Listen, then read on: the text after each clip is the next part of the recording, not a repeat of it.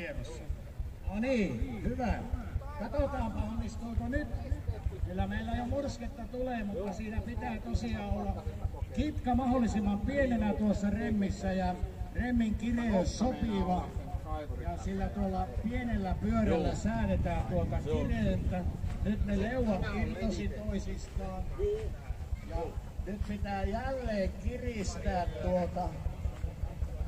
Siinä on vauhtia, kyllä on nyt. Nyt on vauhtia ja Jukka Koskinen panee sitten nyt siinä on vauhtia kyllä nyt. Joo, nyt alkoi murskaantumaan. Tällähän on tervaskantoja murskattu, kun se tervahan oli meillä 100 vuotta sitten merkittävä tulonlähde ja nyt on vauhtia hyvästi. Nyt kannattaa antaa jo uploadit. Koivupölli menee keviästi. Koivupölli menee, ai siellä se. No niin, kiitoksia. Annetaan uploadit näille rohkeille, todellisille konemiehille. No niin, nyt voit Kalevi sammuttaa moottorin. Nyt voit sammuttaa moottoria ja huomenna teknologiaa sieltä toisen maailmansodan jälkeen. Elikkä ei ihan 100 vuotta vanhaa, mutta ei paljon sen nuorempaakaan. Nyt pannaan, se vaatii tuo kantomurskain, niin se vaatii näköjään voimaa, kun sinne pannaan, eikä tuo ollut edes iso puu, mikä sinne pantiin, mutta on siinä semmoiset terät tuossa, että kun sinne puu pannaan väliin, niin se vaatii tietyn voiman ja pitääkö nyt vähän kiristää. Tämä oli sitä ennisajan työtä, kun siivapyörien päälle rullattiin noita remmejä ja siinähän käytettiin pihkaa ja käytettiin siirappia, piti olla hyvät pitoaineet ja remmi saattoi joskus katketakin ja sitä piti sitten korjata. Oli sellaiset omat korjaussarjat noille remmeille. Tämä on tuo murskaimen omistaa Jukka Koistinen ja tuo Krimo-omistaja on Kalevi Juutinen Nilsiältä. Tää on hyvä kampo ja aikamoinen työsaavutus, kun sillä saavutetaan kyllä. Mutta nämä Vironmaan myllärit ei ole ulkovia. Uudestaan käyntiin. No kyllä se lähtee. Ja mahtavat savumerkit siellä saa Hämeenlinnan Intiaanit nyt lukea, mitä tuo savumerkki merkitsee. Se merkitsee sitä, että tulkaapa tänne Kantola-alueelle Rauta ja Petroliin. Ja nyt ei muuta kuin lisää siirappia. Ja sieltä pysytään vähän etäämpänä. Niin, ja nyt on kunnon papatukset aikaa saatu. Ja katsotaan, kestääkö Krimon voima kantomurskaimen vaatimaa tehoa. Ja tuossa on mielenkiintoinen konejäähdytin tuossa. Ja siitä vähän pannaan noin. No niin. Aika vahvasti saapa nähdä, kestääkö. Eletään jännittäviä hetkiä täällä Rauta ja Petrolissa. Täällä on menossa mielenkiintoinen työnäytös. Krimon pyörittävä kantomurskain. Ja siellä on nyt kanto juuttunut tuonne leukojen väliin. Vaatii tehoa. Nyt pitää vähän irrottaa. Elikkä te, hyvä yleisö, jotka ymmärrätte perinnekulttuurin ja koneperinteen päälle, niin miltä se Paavo näyttää? Se vaatii muuten aikamoisen tehon. Kyllä, tuo remmin kireys on tärkeää, se mikä toi kitka. Eli pari sahoja, joilla saadaan sitten tää on ennen saatu ja kyllä niillä vieläkin saadaan puuta poikki ja pinoon. Täällä on todella harvinaisia moottorisahoja ja sitten on täällä tämä sahataiteilija, tosi pöllömieheksi. Kerropa mitä sä täällä teet ja sullahan on täällä pöllöjä sopivaa hintaan paljon. Pöllömies tekee pöllöjä niin kuin puhuttu, kun maailman oksanen eli kuusi. Sitten jos ajatellaan jostain vaikka Haapasen halkeen 9%. Pöllöt, jotka Lekpakosta, niin oksat on yhtä pehmeä kuin teidän puolella. kokemuksen kautta jokainen veistää oikein itsellinen mieluisen puun. Näin, tulkapa ostamaan. 10 löytyy tämmönen ihastuttava pöllö ja tulkaapa seuraamaan moottori. Kerrohan meille näistä moottorisahoista.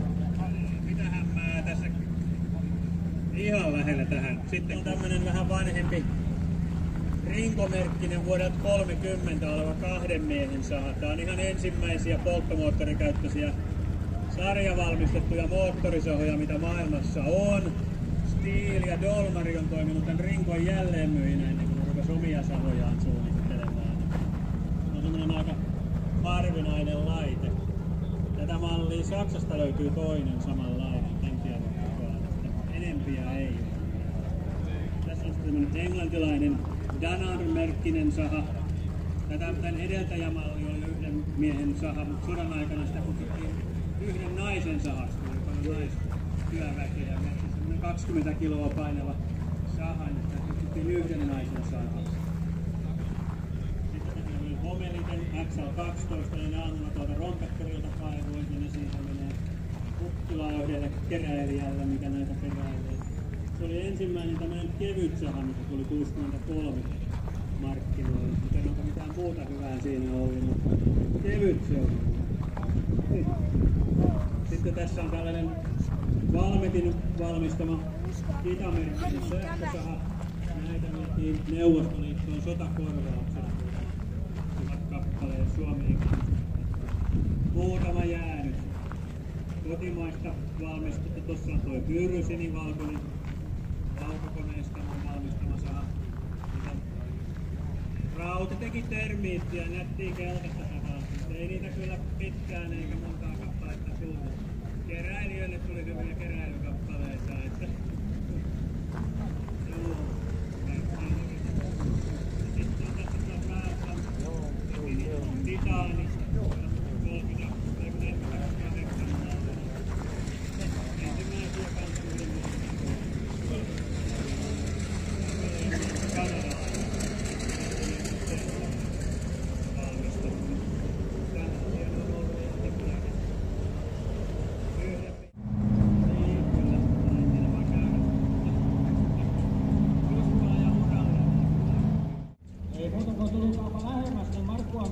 Yksityiskohtaista tietoa näistä harvinaisista moottorisahoista.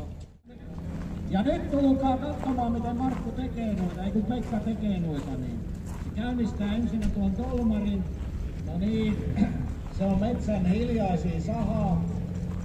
Ei meinaa lähteä käyntiin. Joo, mulla on muuten samanlainen, mutta vähän. No niin, nyt käynnistyy. Ja kohta näette, miten syntyy pöllö taiteilijan käsissä.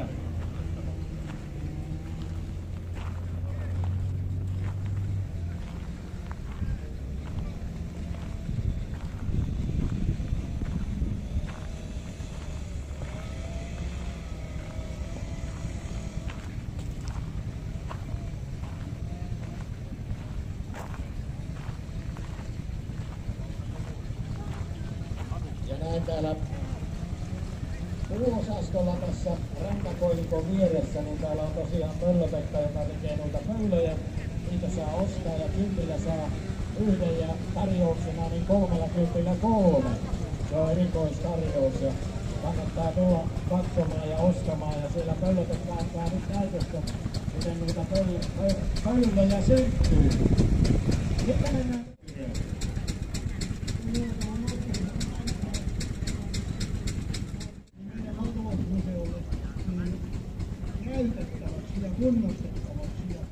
Fortsonin kone pyörittää ja tuo mylly ei vaadi hetikään niin paljon, vaikka se on kaakakivimylly, niin se ei vaadi hetikään niin paljon.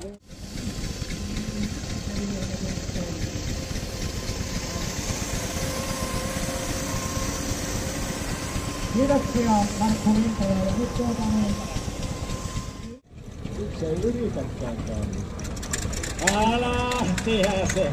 Aikansa pyörittää ja kun tuo Ollihan kertoo noista siivapyöristä, joka on meillä nyt teemana, niin tietysti tuossa voimakoneessa pitää olla siivapyörä ja siinä työkoneessa.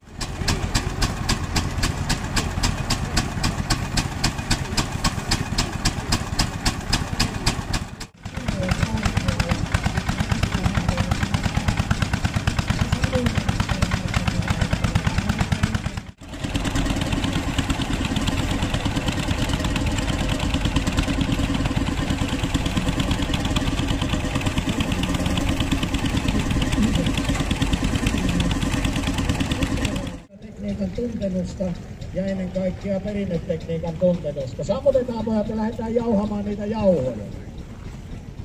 Siirrytään muutama askel eteenpäin ja Lintalan Markku käynnistää tuon moottorin. Siinä on pienemmät siivapyörät ja siellä on sitten kivimylly. Vaatakivimylly, se nyt oli, muistaa oikein. Mene yli, tuu ali, mene ali. Tuutko puuiloon? No en tuu, no tuun. Tuutko kahtomaan tätä näytöstä? No en tuu, no tuun. Eikä täällä Ikolan Veikko aina hymyilevä, vaikkei aurinko paista, niin Veikko hymyilee ja hän kouluttaa näitä pieniä kaivinkonekuljettajia. Ja Matti, hei, kerropa Venä ennen kuin se käynnistää tuon moottorin, niin meillä on Dameko vaakakivimylly, niin te olette näillä jauhannut. Mistä nuo kaudat tulee? Sieltä isosta kivestä tulee. Ja siellä on sellainen kuorita, kun on nyt valmiiksi kuorittu, että ne käy suoraan elintarvikkeeksi. Jos joku haluaa, niin saa puhtia. Oi, se kannaa. Rilli päivään. Katsotaan, pysyykö rilli paikallaan. Matti Lintakohtanmäki ja Markku Lintala. Puromaan maatalousmuseo Helsingin miehet. Sieltä isoista kiloista ja sitten pannaan kauroja sinne. Meillä on Matilla tuolla kuorittuja kauroja. Jos ohra sekistä, mutta kauroja on. Ai, tämä on Markun kone ja tuo mylly omistaa Sakari Lenko. Ja tosiaan, jos teillä on pikkupussi mukana, niin jos onnistutaan jauhamaan tuolla vaakakivimyllyllä, se on Dameko. Tiedätkö missä maassa se on valmistettu? No niin, me arvellaan, että se saattaisi olla vaikka saksalainen, oiskohan? Niin, sovitaan näin ja ottakoon Olli J. Ojanen selville, sillehän se kuuluu selvittää tämmöiset vaikeammat kysymykset. No Markulla on nyt koneiden kehittämistä, mutta ajattele, siinä meni monta sataa vuotta ennen kuin tuli koneiden vallankumous. Joo, mäkin olen opiskellut tämän vastaan, oli pakko opiskella, niin mä hämmästyin, että jo 1200-luvulla Kaksoisvirtain maassa, kun ne nosti niitä vesiä, joo, sä tiesit, veden nostamiseen, kun ne kehitti ensimmäisiä aparaatteja, niin sitten se kampiaksi. Kirjoita joskus koneviestiä, ota taustatietoja. Mutta älä muuta kysyä, mä tiedän tämän enemmän. Kiitoksia. Tää oli 14 on tuo tehonmittaus dynamometrillä, mutta nyt mennään kuorma-autoilijoita jututtaa. Täällä on nimittäin mahtava kokoelma klassikko kuorma-autoja. Ja jos ajattelette, että vielä 50- ja 60-luvun alussa Suomen tiestö oli aika kehnoa. Se ei oikein kestänyt näitä isoja kuorma-autoja ja meillä 60-luvun alussa oli kuorma-autojen ykkösmerkkinä Bedford. Kaksiakselinen Bedford, tai sanotaan yksiakselinen Bedford. Niitä Bedfordeja ei ole tainnut monikaan nähdä ja onko niitä edes olemassakaan kovin paljon. Mutta Suomen tiestö ei kestänyt ja sitten kun tie- ja vesirakennushallitus rupesi vahvistamaan Suomen maantiestöä, niin ilmestyi myöskin järeämmät kuorma-autot Suomen teille. Ja silloin tuli Ruotsista Scania-vappista ja tuli Volvoa, tuli Volvo 86 ja Viikinki Volvoa ja niin edelleen. Myöskin suomalainen Kontio tai Sisu, joka oli jo perustettu 1930-luvulla, toi markkinoille Kontio-sisua ja Jyry-sisua. Ja sitten totta kai meillä valmistettiin myöskin Vanaja-merkkistä kuorma-autoa. Ja jos täällä on kuorma-automiehiä, jäänyt minulta mainitsematta, mutta täällähän on tuo, onko se nyt Idänpää VPK paikalla täällä ihan perällä. Mutta onko ketään kuorma-automiestä paikalla, olisi mukava ottaa pikku juttua näistä kuorma-autoista. Sitten täällä on vähän uudempia Yltänokkia. On tässä Volvoa 16, meidän Ahosen Lasseen auton polkkuautona. Sitten on tyylikäs Lavania. Ja täällä yhtään mennään. Meillä on joka kuorma-autoista useampia, niin höräytetään noita kuorma-autoja käyntiin ja vähän vaikka ajoa tästä ympärillä.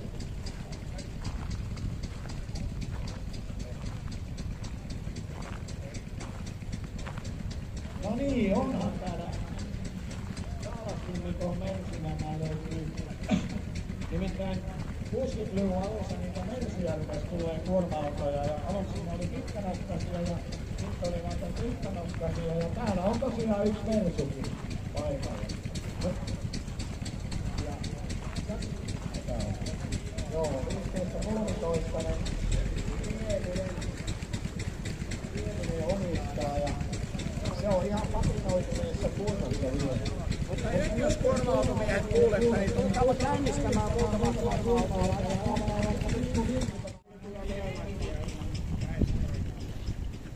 Ja tämä on nimenomaan konttiosuus, tuliko kysymys tämän jälkeen? Myötä näkee näitä klassikko-kuorma-autoja, vettuma-autoja. Liikkeellä ja tuolla niin.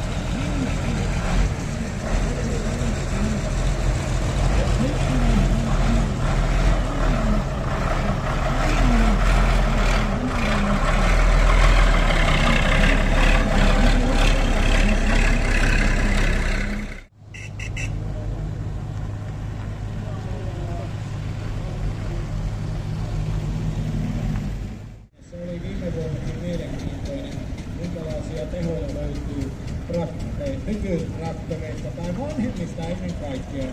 Tutkitaan, että tuliko keskuunnahokasta vai mistä tuli sama arvoin Kokelo 14.30 tällä alueella. Ja siitä saadaan hyviä kuvia, kun pannaan kaikki mahdolliset vanhat traktorit käyntiin ja liikkeelle. Ja kenenkään ei tarvitse mennä kotiin tyhjin katsoin. Jokimaan kyläseura tarjoaa hyvää hengensoppaa ja vaihtoehtoisesti makkikeittoa ja Einajoen kyläseura tarjoaa sitten muita virvoitteita, eli kannattaa käydä syömässä eikä kotona valittaa sitten, että nälässä vaan pitää nyt olla. Täällä on ruokaa. No niin, Sirola Hannu Oikista tulee tuolla Kontio Sisulla tänne alueelle ja pojat ajelee tuossa hienosti näin Sisulla Muuramelta. Hänellä on tuo vihreä keissi ja sitten aito Hämeenlinnasta valmistettu kanaja, joka tulee, siellä on Akantotonin aina saatiin vähän noita kuorma-autoja, kun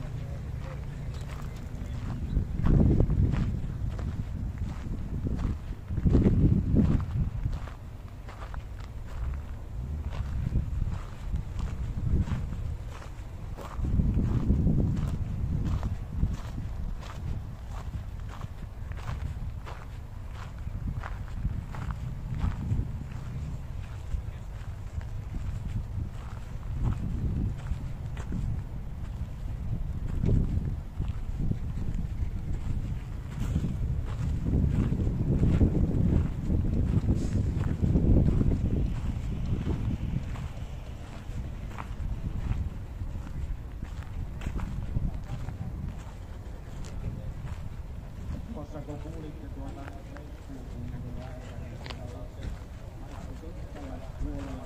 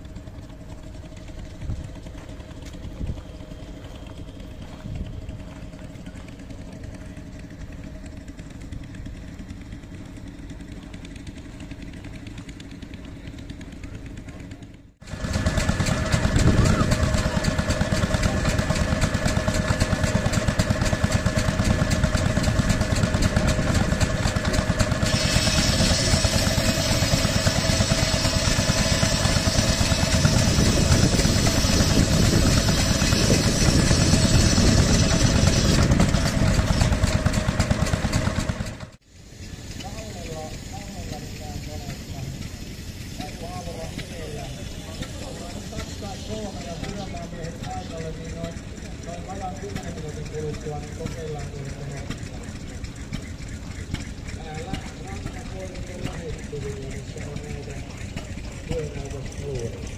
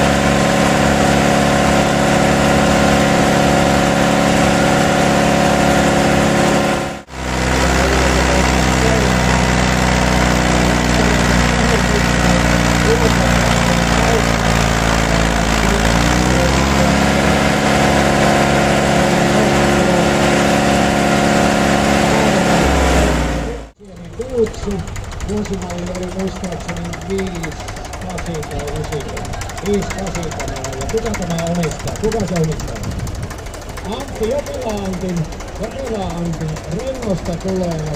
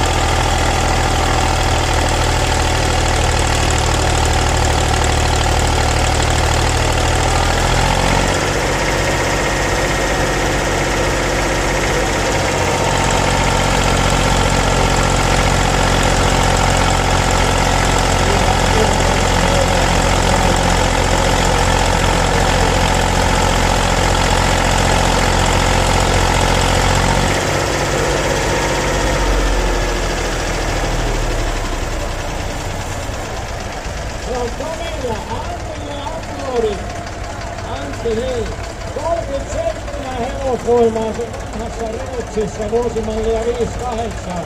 Onnittelut Antti. Akselista Turbo.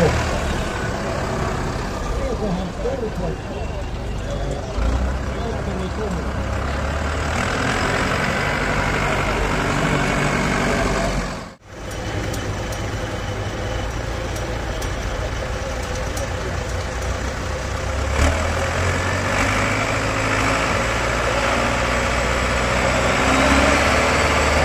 Hyvä yleisö.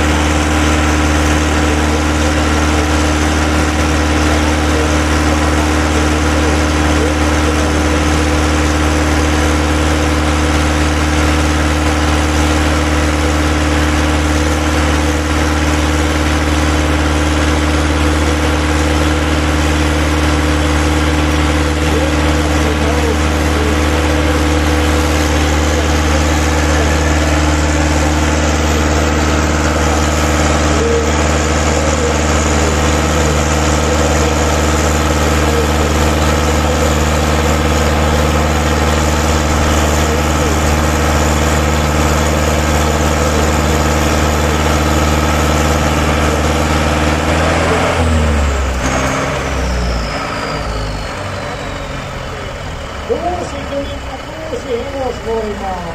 Aivan korkein lukema saatiin Valtterin Malmöstä ja aplodit.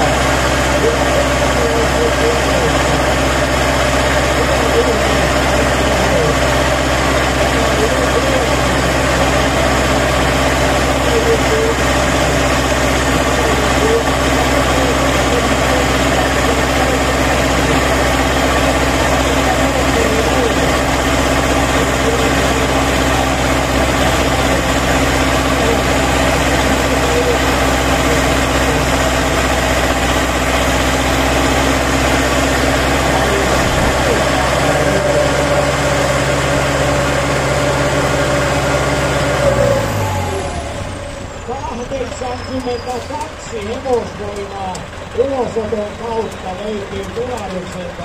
Nyt Pennasen Juhani voi taputtaa siellä. Kyllä Kolarus mitään ihmemmin antaa tehoja.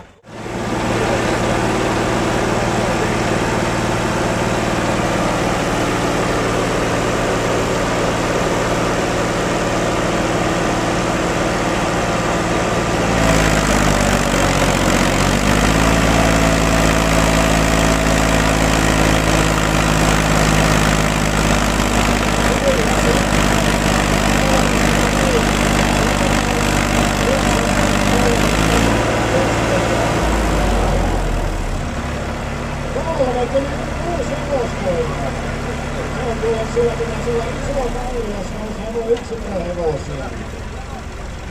Mutta aplodit Kallelle, kyllä sä oot pitänyt rakkariskunnossa.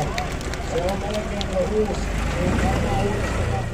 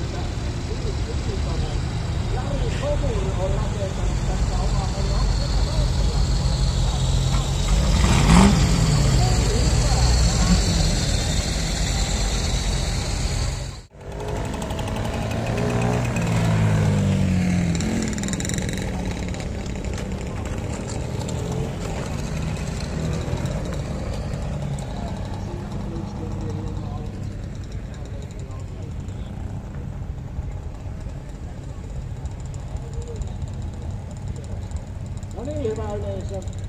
Traktoriparati on